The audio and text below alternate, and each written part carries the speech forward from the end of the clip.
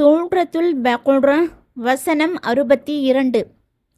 இறை நம்பிக்கை கொண்டவர்கள் யூதர்கள், கிறிஸ்தவர்கள் மற்றும் சாபியூக்கள் ஆகியோரில் யார் அல்லாஹ்வையும் இறுதி நாளையும் நம்பி நற்செயல் புரிகிறார்களோ அவர்களுக்கு அவர்களுடைய இறைவனிடம் உரிய வெகுமதி உண்டு. அவர்களுக்கு எதிர்காலம் பற்றிய எந்த அச்சமும் இராது. கடந்த காலம் குறித்து அவர்கள் துயரப்படவும் மாட்டார்கள். இங்கு முந்தைய வசனங்களில் இறை கட்டளைகளை மீறி இறைவனால் தடை விதிக்கப்பட்டவற்றையும் கண்டிக்கப்பட்டவற்றையும் செய்து புனிதங்களை அவமதித்து வந்த மக்களின் நிலையையும் அவர்கள் மீது இறங்கிய வேதனையையும் அல்லாஹ் விவரித்தான். இங்கு அந்த முந்தைய சமுதாய மக்களில் இறைவனுக்கு கீழ்ப்படிந்து நல்லறம் புரிந்தவர்களுக்கு அந்த நன்மையின் பலன் நிச்சயமாக கிடைக்கும் என்பதை அல்லாஹ் உணர்த்துகின்றான். இந்த நிலை மறுமை நாள் வரை தொடரும். அதாவது இறுதி தூதரான உம்மி எழுதவோ வாசிக்கவோ அறியாத நபியை பின்பற்றி நடக்கும் ஒவ்வொருவருக்கும் நிரந்தர மோட்சம் உண்டு. அவர்கள் எதிர்காலத்தில் அச்சப்பட தேவையில்லை. தமக்கு பின்னர் விட்டுவிட்டு போகக்கூடிய எதை பற்றியும் அவர்கள் துயரமடையவும் மாட்டார்கள். இதையே மற்றொரு வசனத்தில், இதோ கேளுங்கள், அல்லாஹ்வின் நேசர்களுக்கு எந்த பயமும் ஏற்படாது, அவர்கள் துயரப்படவும் மாட்டார்கள் என்று குர்ஆன் கூறுகிறது. அருளப்பெற்ற காரணம்.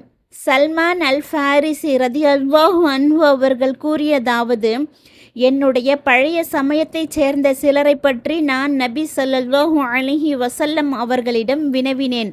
அவர்களின் தொழுகை மற்றும் வழிபாடுகள் குறித்து தெரிவித்தேன். அப்பொழுதுதான் இந்த வசனம் அருளப்பெற்றது.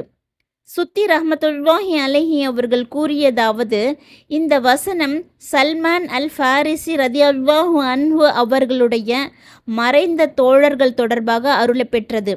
ஒருமுறை அவர் நபி ஸல்லல்லாஹு அலைஹி வஸல்லம் அவர்களிடம் உரையாடி கொண்டிருந்தார். அப்பொழுது தம்முடைய தோழர்களை பற்றிய தகவல்களை நபி ஸல்லல்லாஹு அலைஹி வஸல்லம் அவர்களிடம் எடுத்து கூறினார். என் தோழர்கள் தொழுது வந்தனர், நோன்பு நோற்று வந்தனர். உங்களை நம்பி நீங்கள் இறைவனால் நபியாக அனுப்பப்படுவீர்கள் என உறுதி கூறி வந்தனர் என்றெல்லாம் தெரிவித்தார். அவர் தம் தோழர்களை பற்றி புகழ்ந்து பேசி முடித்தபோது அன்னாரிடம் நபி ஸல்லல்லாஹு அலைஹி வஸல்லம் அவர்கள், சல்மானே, அவர்கள் நரகவாசிகளே என்று கூறினார்கள். இது அவருக்கு மிகுந்த துயரத்தை கொடுத்தது.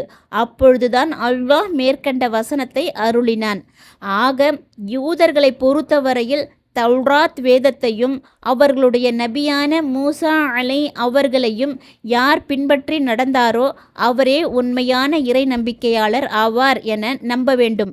அதுவும் அடுத்த நபியான ஈசா அலை அவர்கள் வரும் வரைதான்.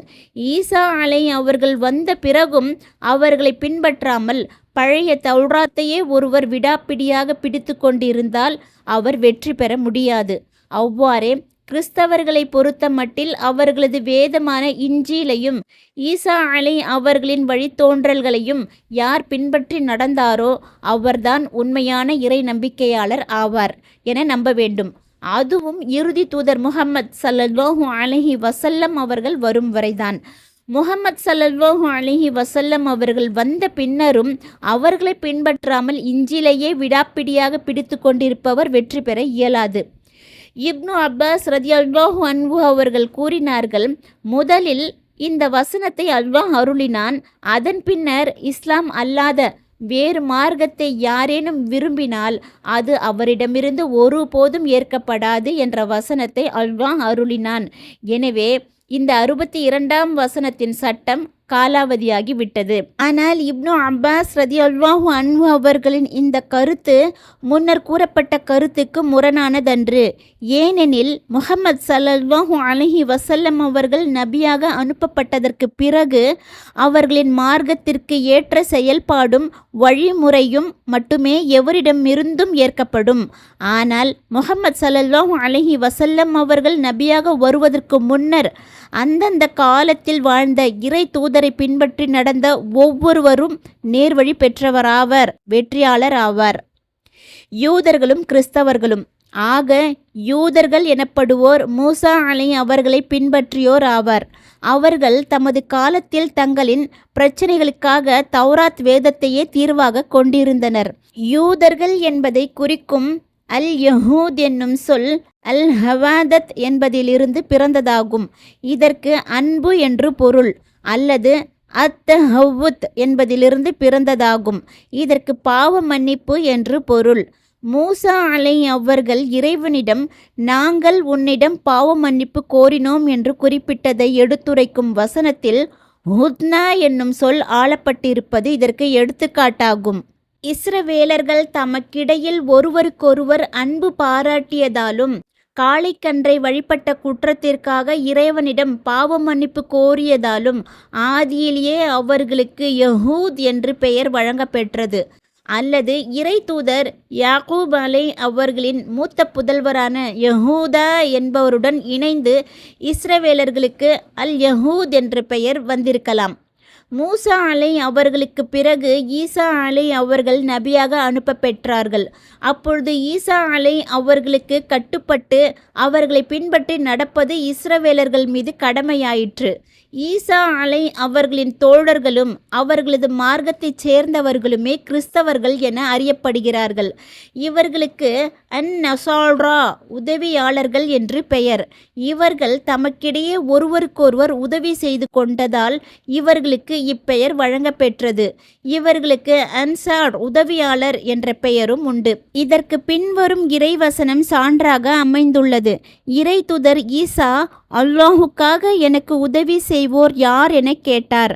அதற்கு அவருடைய சீடர்கள் அல்லாஹுக்காக நாங்கள் உதவியாளர்களாக இருப்போம் என்றனர். இவர்கள் அந்நாசுராத் என்னும் ஊரில் தங்கி இருந்ததால் இவ்வாறு பெயர் வழங்கப்பெற்றனர் என்றும் சிலர் கூறியுள்ளனர். இதை கத்தாதா ரஹ்மத்துல்லாஹி அலைஹி அவர்கள் கூறியுள்ளார்கள். இப்னு அப்பாஸ் ரலியல்லாஹு அன்ஹு அவர்களும் இவ்வாறு கூறியதாக அறிவிக்கப்பட்டுள்ளது. அல்லாஹ்வே மிக அறிந்தவன். ஈசா அவர்களுக்கு பிறகு முஹம்மது ஸல்லல்லாஹு அலைஹி வஸல்லம் அவர்களை இறுதி இறை தூதராகவும் மனித குலம் அனைத்திற்கும் பொதுவான தூதராகவும் அல்லாஹ் அனுப்பினான். அப்பொழுது அவர்கள் அறிவித்தவற்றை ஏற்பதும் அவர்களின் கட்டளைகளுக்கு கட்டுப்படுவதும் அவர்கள் தடுத்தவற்றிலிருந்து விலகிக் கொள்வதும் வேதக்காரர்கள் மீது கடமையாயிற்று. அப்பொழுதுதான் இவர்கள் உண்மையான இறை நம்பிக்கையாளர் ஆவர். இங்கு இறை நம்பிக்கை கொண்டவர்கள் என்பது இறுதி தூதர் முஹம்மது ஸல்லல்லாஹு அலைஹி வஸல்லம் அவர்களுடைய சமுதாயத்தாரை குறிக்கும்.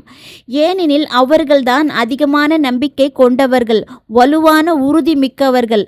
அத்துடன் முன்னர் வந்த எல்லா நபிமார்களையும் வரவிருக்கின்ற எல்லா மறைவான செய்திகளையும் நம்புகிறவர்கள் அவர்கள்தான்.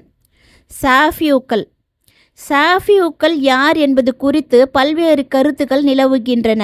முஜாஹித் ரஹ்மத்துல்லாஹி அலைஹி அவர்கள் கூறியதாவது, யூதர்கள், கிறிஸ்தவர்கள் மற்றும் அக்னி ஆராதனையாளர்கள் ஆகியோருக்கு இடைப்பட்ட ஒரு சமுதாயமே சாஃபியூக்கள் ஆவர். இவர்களுக்கென சமயம் எதுவும் இருக்கவில்லை. அபுல் ஆலியா ரஹ்மத்துல்லாஹி அலைஹி மற்றும் லஹாக் ரஹ்மத்துல்லாஹி அலைஹி ஆகியோர் கூறியதாவது, சாஃபியூக்கள் எனப்படுபவர் வேதக்காரர்கள் ஒரு பிரிவினர்தான். அவர்கள் சபூர் வேதத்தை ஓதி வந்தனர். இதனாலேயே சாஃபியூக்கள் அறுக்கப்பட்ட பிராணியை உண்பதும் அவர்களை திருமணம் செய்து கொள்வதும் தவறாகாது என இமாம் அபு ஹனீஃபா ரஹ்மத்துல்லாஹி அலைஹி மற்றும் இஸ்ஹாக் ரஹ்மத்துல்லாஹி அலைஹி ஆகியோர் கூறியுள்ளனர். அபு ஜாஃபர் அல் ராசி ரஹ்மத்துல்லாஹி அலைஹி அவர்கள் கூறியதாவது, சாஃபியூக்கள் வானவர்களை வழிபடுகின்ற ஒரு சமுதாயத்தார் ஆவர். அவர்கள் ஜபூர் வேதத்தை ஓதி வந்தனர். காபா இருக்கும் திசையை நோக்கி தொழுதும் வந்தனர் என்று எனக்கு தகவல் கிடைத்தது. வஹ்பின் முனஃபி ரஹ்மத்துல்லாஹி அலைஹி அவர்களிடம் சாஃபியூக்கள் யார் என வினவப்பட்டது.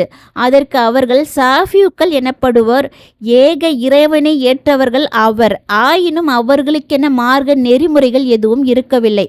அவர்களிடம் இருந்து இறை மறுப்பு தோன்றியதில்லை என்று பதில் அளித்தார்கள். அப்துல் ரஹ்மான் பின் ஜைத் ரஹ்மத்துல்லாஹி அலைஹி அவர்கள் கூறியதாவது, சாஃபியூக்கள் எனப்படுவோர் ஒரு சமயத்தைச் சேர்ந்தவர்களே. இவர்கள் அல் மௌசில் தீவில் வாழ்ந்து வந்தனர். அல்லாஹ்வை தவிர வேறு இறைவன் இல்லை என்று இவர்கள் கூறுவர். இதை தவிர வேறு நெறிமுறைகளோ வேதமோ இவர்களுக்கு இருக்கவில்லை. இவர்களுக்கு என்ற குறிப்பிட்ட நபியும் இல்லை. எந்த இறை தூதரையும் இவர்கள் நம்பிக்கை கொள்ளவில்லை. இதனாலேயே நபி ஸல்லல்லாஹு அலைஹி வஸல்லம் அவர்களையும் அவர்களின் தோழர்களையும் சாஃபியுக்கள் என இணை வைப்பாளர்கள் குறை கூறினார்கள். சாஃபியுக்களை போன்றே இவர்களும் அல்லாஹ்வை தவிர வேறு இறைவன் இல்லை என்று கூறுவதாக கூறினார்கள். கலீல் ரஹ்மத்துல்லாஹி அலைஹி அவர்கள் கூறியதாவது, சாஃபியுக்களின் மார்க்கம் கிறிஸ்தவர்களின் மார்க்கத்திற்கு ஒத்திருந்தது. ஆனால் சாஃபியுக்களின் கிப்லா திசையோ தென் துருவ காற்று வீசும் திசையாக இருந்தது. இறை தூதர் நூஹ் அலை அவர்களின் மார்க்கத்தில் நாங்கள் இருந்து வருகின்றோம் என அவர்கள் சொல்லிக் கொண்டனர். குர்துபி ரஹ்மத்துல்லாஹி அலைஹி அவர்கள் கூறியதாவது, சாஃபியுக்கள் ஓரிரை கொள்கை உடையோர் ஆவர். எனினும் இந்த உலகத்தை நட்சத்திரங்கள்தான் இயக்குகின்றன என்றும் இயக்கும் ஆற்றல் அவற்றுக்கு உண்டு என்றும் அவர்கள் நம்பினர் என்பதே அறிஞர்களில் சிலர் கூறியுள்ள கருத்துக்களின் சாரம்சம் ஆகும். இதனால்தான் அபு சயீத் அல் இஸ்தகரி ரஹ்மத்துல்லாஹி அலைஹி அவர்களிடம் சாஃபியுக்கள் பற்றி வினவப்பட்ட பொழுது அல்லாஹ்வின் ஆற்றலை அவர்கள் மறுக்கின்றனர் என தீர்ப்பளித்தார்கள். ராசி ரஹ்மத்துல்லாஹி அலைஹி அவர்கள் தேர்ந்தெடுத்த கருத்தாவது, நட்சத்திரங்களை வழிபடும் ஒரு சமுதாயத்தாரே சாஃபியுக்கள் ஆவர். அதாவது வழிபாடுகளை நிறைவேற்றுவதற்கும் பிரார்த்தனை புரிவதற்கும் கிப்லாவாக முன்னோக்கு திசையாக நட்சத்திரங்களை இறைவன் ஆக்கியுள்ளான். அல்லது இவ்வுலகின் அனைத்து காரியங்களையும் நிர்வகிக்கின்ற பொறுப்பை நட்சத்திரங்களிடம் இறைவன் ஒப்படைத்துள்ளான் என்று அவர்கள் கருதுகிறார்கள். மேற்கண்ட கூற்றுகளில் மிக தெளிவான கூற்றாவது, சாஃபியுக்கள் எனப்படுவோர் யூதர்கள், கிறிஸ்தவர்கள், அக்னி ஆராதனையாளர்கள், இணை வைப்போர் ஆகியோரில் யாருடைய மார்க்கத்தையும் சேர்ந்தவர்கள் அல்லர். தங்களின் இயற்கையான நெறிமுறையிலேயே அவர்கள் நிலைத்திருந்தனர். அவர்களுக்கென்று எந்த ஒரு சமய நெறியும் வழங்கப்படவில்லை. இதனாலேயே ஒருவர் இஸ்லாத்தை தழுவினால் அவரை பார்த்து சாஃபியு மதம் மாறியவர் என்று இணை வைப்பாளர்கள் குறை கூறினர். அதாவது அக்காலத்தில் வாழ்ந்த மனிதர்கள் அனைவரின் மதத்தில் இருந்தும் வெளியேறிவிட்டார் என்று பொருள். இதுவே முஜாஹித் ரஹ்மத்துல்லாஹி அலைஹி அவர்களை சார்ந்தோர் வஹ்பின் முனஃபிக் ரஹ்மத்துல்லாஹி அலைஹி ஆகியோரின் கூற்றாகும். அறிஞர்களில் வேறு சிலர் இறை தூதரின் அழைப்பு யாரை எட்டவில்லையோ அவர்களே சாஃபியுக்கள் ஆவார் என்று கூறியுள்ளனர். அல்லாஹ்வே மிக அறிந்தவன்.